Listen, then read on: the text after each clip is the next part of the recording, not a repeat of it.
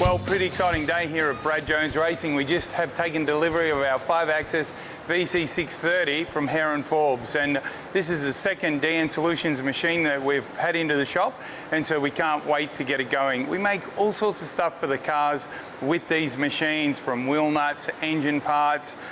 All the cars are fabricated, and we need one of these machines to make a lot of the parts.